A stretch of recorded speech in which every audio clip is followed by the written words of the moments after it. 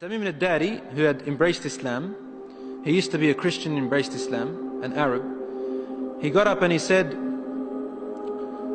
we were in a ship and a huge storm hit us and we were lost until our ship reached an island. We entered the island. He says, a beast came to us on this island. It had so much hair on it that we could not tell the front from its back. Which was its head, which was its tail. We don't know. And we said, Waylaki ma anti. Woe to you, what are you? Never seen a creature like you before. And she spoke. The beast said, Ana al-Jassasa. They said, Wama al-Jassasa? What is this al-Jassasa? And then the beast said, Ayyuha al-Qawm, people. Intaliqu ila hadha al-Rajul fi ad-Dayr. Come to this man who is waiting for you in a Dayr. A Dayr was known in those days as being like a place where people used to worship. And he said, there is a man who is waiting for your news anxiously.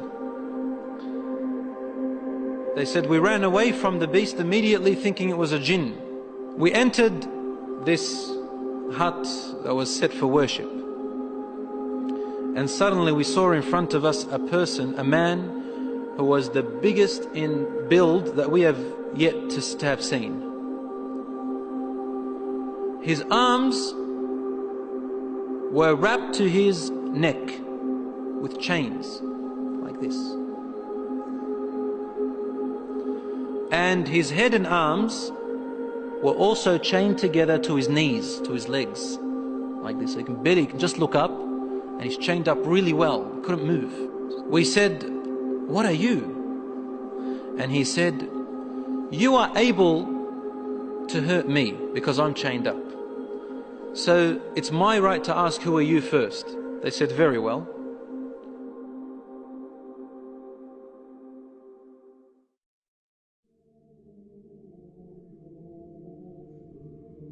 We are people from the Arabs. We set sail in our ship and a storm hit us until we became lost and landed on this island.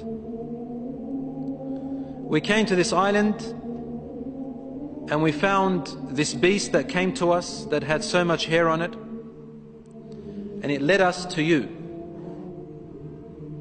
They said we got afraid of this man and we didn't feel safe around him. However, the man said to us, tell me about the palm trees of Baysan. Baysan is a city in Jordan. He wanted to know whether there were palm trees planted in there a lot. We said, what do you exactly want to know about Baysan in Jordan? He said, I ask you, are there more palm trees and have they be filled with dates or not yet? They said, yes, it is full of palm trees and full of dates. More than many other places in what we know. He said, soon its palm trees and dates will become scarce. Will no longer give fruits.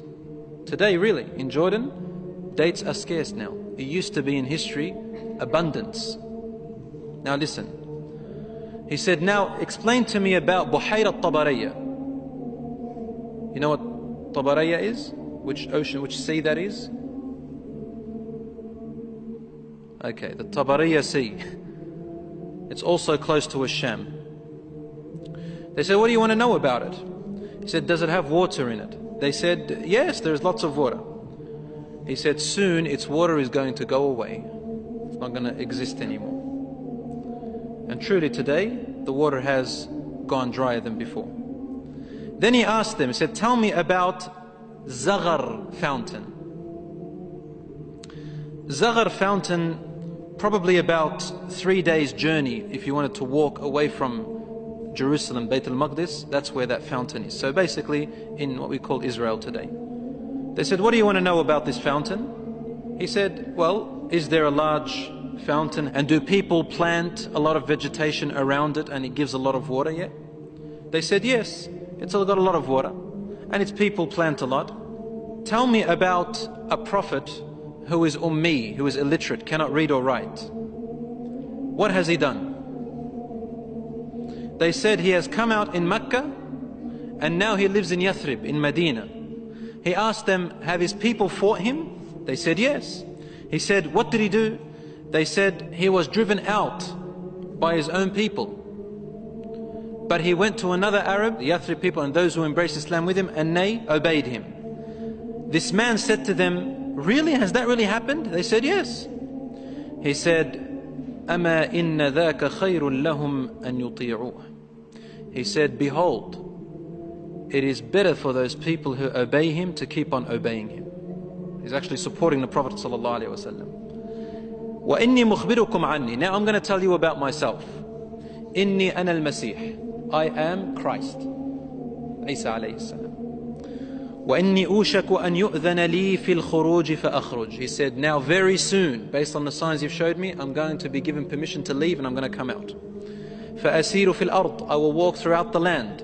فَلَا أَدَعْ قَرْيَةً إِلَّا هَبَطْتُهَا فِي 40 لَيْلَةً. He said, there wouldn't be a village or a city or a place on earth except that I would have reached it, all in 40 days. The whole world in 40 days. غَيْرَ مَكَّةَ وَطِيبَةَ. All except two places, Mecca and Tiba, Medina.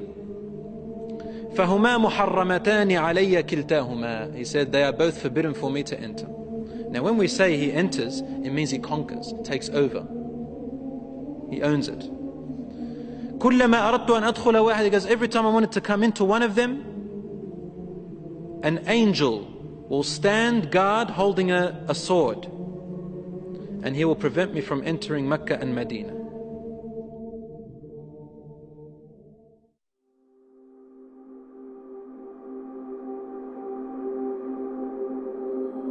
Rasul sallallahu alayhi wa sallam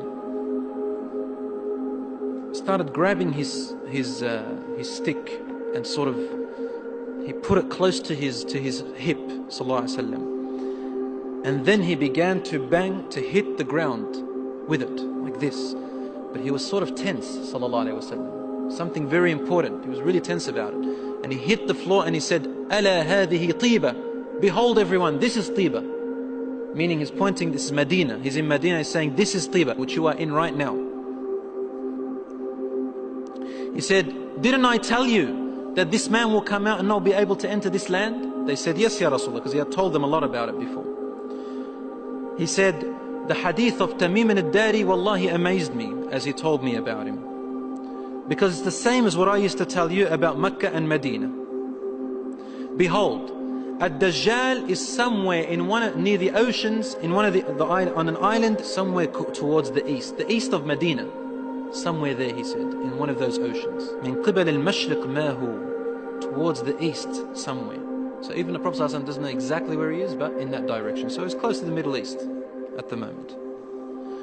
So Allahu A'lam, DAJJAL will first arise in Asham, in the Middle East area, which gives a lot of sense that the Jews will be the first to follow him, because they are waiting for their Messiah to come. They don't believe that Isa alayhi salam was it, and they don't want to accept Muhammad sallallahu alayhi wa sallam. So they'll be the first to follow DAJJAL.